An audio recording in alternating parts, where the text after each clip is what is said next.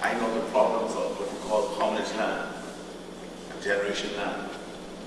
And I know of the problems from those who manipulated our court system and exploited what we call the Violence of Titles Act to steal land that many of our parents and grandparents toiled so hard on. We all know that land is considered the source of all wealth. I am very familiar with this because there are countless persons in Kerala who had their land stolen from them during the dark night by fancy legal maneuvers. My family have lost a lot of land like that. This is not right. And I vow, as your deputy leader, to overhaul this act that is too often abused to hurt the people who really built this country. I also vow to revisit the rules and regulations and the law as it relates to communist and generational land to ensure that it becomes a viable commercial tool for you. If you go and build a house on your generation property, you spend $50,000, let's say you build a house for $100,000 or $70,000 on your generation land, it just sits there. You need to, like how the government now cancel the loan scholarship program, you can't take that piece of land with the house on it, even though you invested. The bank says, listen, I need to borrow $2,000 to send a child to school because it has no commercial value. That needs to change, and I vow to change it.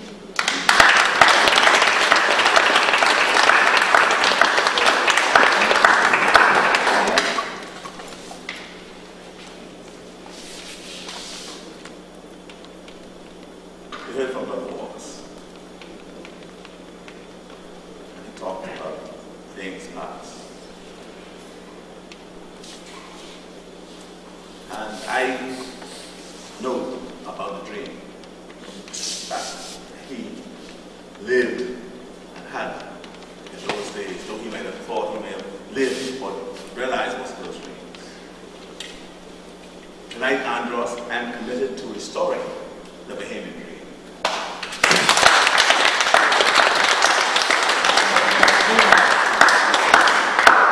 It is sometimes called a new dream, but it's really not a new dream, because it's still all part of the old dream, which seemed to have gone astray. Why? Because we all remember a time when it took a community to raise a child. When we were brothers and sisters keepers. When a child was educated, disciplined, fed, and loved by people in the community. When neighbors knew each other's by name and looked out for each other's. A time when D was not the national grade average. A time when people held down 2 jobs. A time when one could sleep at night without worrying about being robbed or hurt. A time when people dared not to raise a hand, and definitely not a gun, to a man for $10. A time when young people joined the Scouts, remember, Brownies, Pathfinders, Boys Brigades, and other clubs like junior lodges, Girl Societies. And a time when it was not cool to be gangster. That's the dream. And we remember those times for the walks, don't we? And it's all gone awry. And the country is headed in the wrong direction. And so the new dream is about implementing new methods to keep us safe and reduce crime, looking for new areas to find employment, green jobs, recycling, solar and wind energy to create new jobs. When we treasure our God-given beautiful country and preserve its beauty by ensuring that we do nothing to adversely affect our environment, that we make decisions and look out at its long-term effects, not just the short-term returns. The new dream would include beautiful Bahamas, where people work together for a common good, and where decisions are made not because of the color of one's skin or their political affiliation, but on the basis of what is right.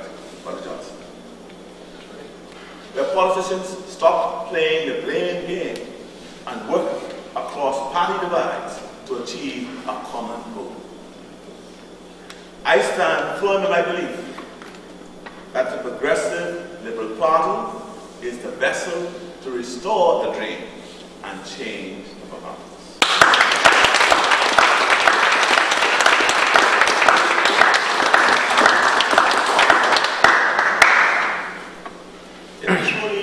It truly pains me that violent crime has gotten to the point where we as a people have come to accept as a way of life heinous murders and crimes against persons in our country.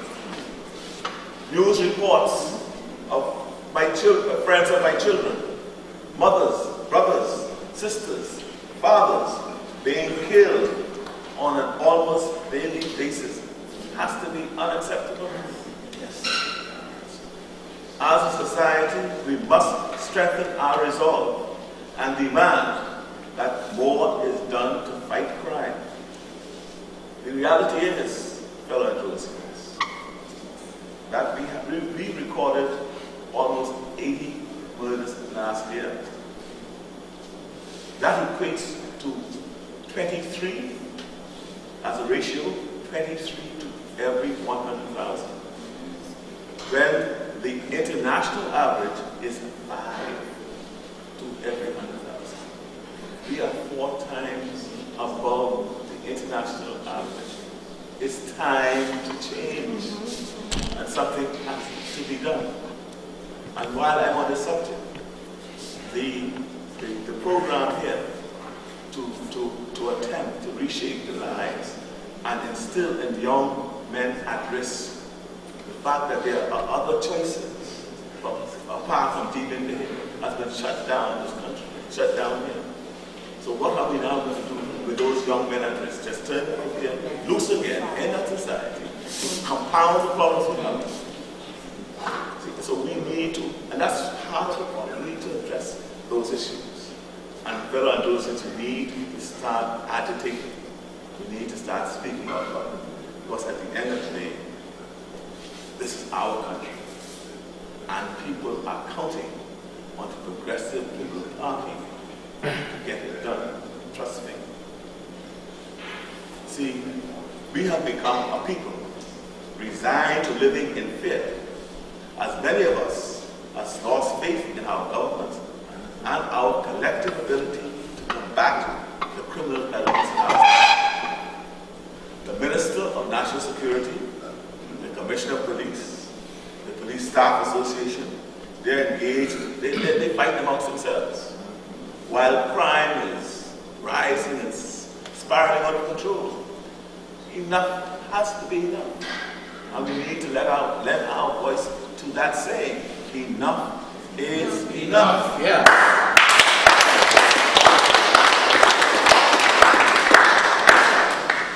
It is time that we get tough and time to introduce innovative measures on crime in this country.